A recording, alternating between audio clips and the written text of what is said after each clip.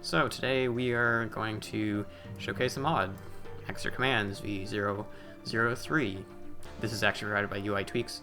It's just to show that I have mods loaded, and it provides a couple extra debug features and whatnot. So let's get into it.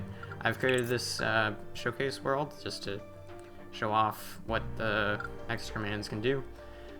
So we'll jump right into it and I'll get started. As you can see, sometimes I mess up my recording and have to do things twice. You can see all these commands at the top here, down to switch to Havoc Physics, which is the first unmodded command. All of these commands here are commands provided by the ExtraCommands mod. These are fully integrated commands, so they work with both console blocks and also the command line. But I will give a quick rundown of all of these commands, and then we will do this beautiful demo. Wait just freezes the game for a length of time in integer millisecond value. It's not particularly useful, but it might be useful if you're using chain as well. But be aware that it will probably freeze the main thread, which will freeze like UI and also like graphics rendering and whatnot, which will make Windows think that your game isn't responding. Unity specific commands here. So set target FPS will tell the Gamecraft's game engine, Unity, to target an FPS value. Field of view will set the player camera to a new field of view. I believe default is 70, but don't quote me on that. Rotate relative and rotate absolute. These will rotate the character like you by a horizontal and vertical value. Very similar to your mouse, except for it's immediate and not orchestrated by the player. It's orchestrated by the command. And we have exit, which is another Unity specific command. This will just close the game without having to go through any menus and stuff. Chain allows one console block, one console block, or if you really want to use the command line, to run two commands at once. This allows you to chain multiple commands together, if that's your fancy. Then we have some editing tools. We have rotate last block, move last block, and move all blocks. Rotate last block and move blocks aren't particularly useful. Rotate last block will rotate the last block that you've placed, but not all the blocks that it's connected to, which can lead to some funny behavior.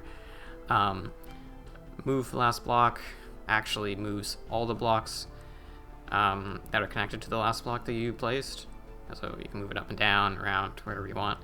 You can't rotate it though. Move blocks will move every single block in your world. So that'd be every block you can see, and even the ones you can't.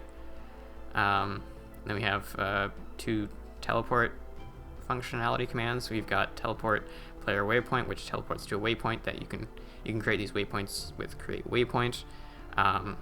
So that works with by accepting an object. This would be your object name. If you want to give it a string name, like a text name, you have to open. So like say this is my waypoint, and then you close it again. That looks like a string. So I can create a waypoint here, and if I walk away,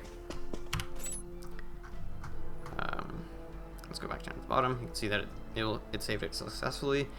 If I walk away and then I do teleport waypoint, my waypoint. Unfortunately, this doesn't have autocomplete, but it will teleport me back over here, which is very useful. I don't know. It's great for like state machines and stuff. I'm sure you guys will find something useful for it. First of all, let's start off over here with move block.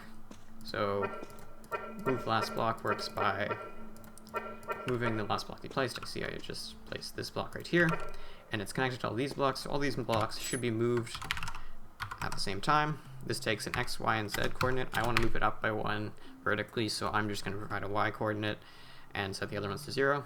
That moves it up by 1. I want to move it, say, I want to move it back to its original position. That would be 1 down from what it is, and it's moved back down there.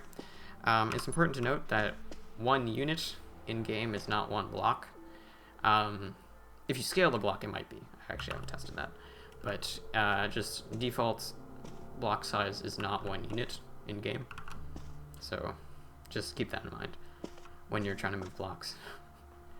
If you're trying to move them precisely, then you'll have to use decimals. You'll have to do like move last block 0.001, and then you can move it a very slight amount. So you can't even see that it moved, but it did move. Anyway, then we've got this funky contraption. Just a demo that you could, I don't know. This works by this player detector, calling this console block. And if you see this console block is using the rotate absolute command, which validates perfectly fine. There is no funky business going on here. This is perfectly legit. Obviously that will not work if someone without the ExtraCommands mod tries to load up this world. Well, I haven't tested the functionality, but I assume as soon as this console block is activated, it will break the game, essentially. It might actually break before that, I'm not sure. Anyway, that's about it.